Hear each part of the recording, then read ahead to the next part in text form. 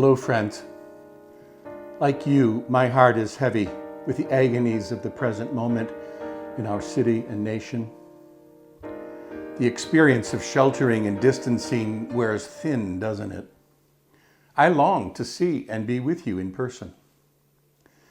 Though I often enjoy time alone, I'm an extrovert by nature and find the required isolation now challenging, made all the more so with the accumulating deaths by COVID-19. I'm deeply sorrowful for the loss and those who grieve. Please know of my concern for the ways you have been suffering through this time. I'm also deeply grateful for the frontline responders and essential workers. Thank you so very much. But then, the murder of George Floyd. Fresh words are hard to come by, quite frankly. Trying to absorb the meanings embedded within that harsh video is not aided by a clever turn of phrase or a crisp, snappy snark on Twitter. It's awful and disgusting and underscores how the plague that washed ashore on our eastern seaboard 400 years ago has yet to be expunged from our human community. It is so very difficult to understand how it is that we can formulate a COVID vaccine within 18 months, it's said, maybe even sooner. And we have yet to discover the cure for the racist gene that seems spliced into our cultural DNA. It's a very, very great mystery, especially for a nation that's ostensibly overrun with Christians. That is, supposed followers after the way of Jesus, who said the great rule of life, the great wisdom beyond all wisdom was to love God and to love your neighbor as yourself, as yourself. And when asked about the definition of neighbor, he said it included loving even those you despised, offering them compassion and justice. That's the model we espouse at Christ Church. But in my sequestered alone time, I have been considering my own status in these matters. Between you and me and God, I still have many things to learn and unlearn. Ways to grow.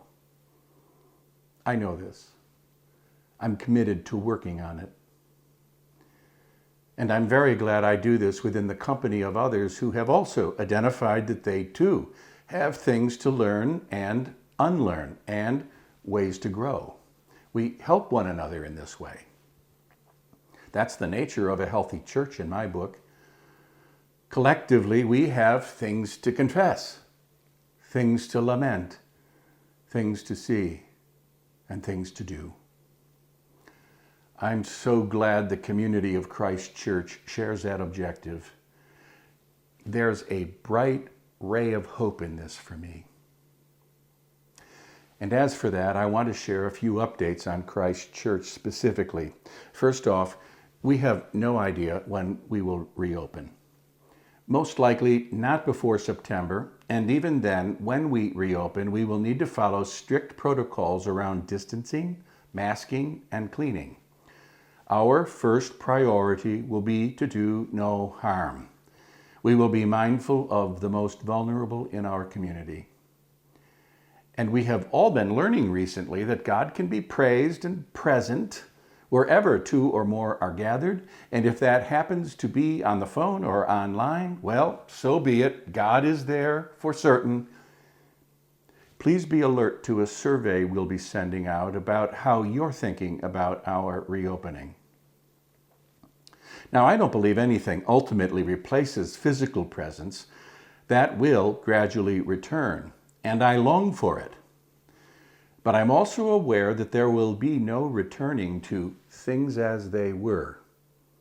We will be in an extended season of reset. And let's also affirm that given the events of recent weeks, we must not return to the old normal. Too much has happened. Too many things have been sharply exposed. No, the future beckons us into a new way of being and doing church, living the gospel, and promoting the common good. I'm actually quite excited about the opportunity in that. Now, it does appear that the restoration renovation project of our first floor and sanctuary will resume mid-June. I'll be very glad to see that restarted. And if all flows without another stop, we should be back in the sanctuary by March, maybe a bit sooner. We'll keep you posted on that.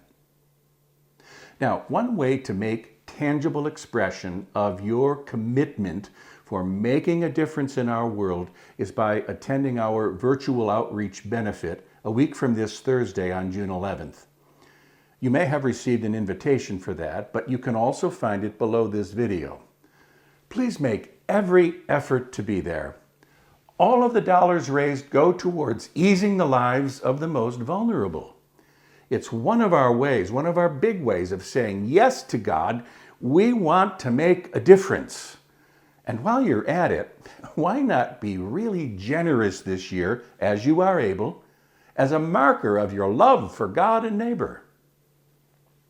And lastly, given recent events, we'll be turning the focus of our Thursday service this week on Cries of the Oppressed, providing us with an opportunity to share our concern, our confusion, our prayer, and whatever else we're feeling within the container of Christian community, the kind that truly does seek to love God and neighbor. While worshipful, the night will have a less liturgical structure, allowing for greater sharing. I so hope to see you there. These Thursday evenings have been very stirring. Friends, there is so much work before us, so much to be done. You can sense this, right? I am so glad to be sharing this with you. Let's stay connected. Invite a friend along to any of our goings-on. Let's expand the ranks of those who want to love very well. And in the meantime, keep your wits. Stay healthy. God bless.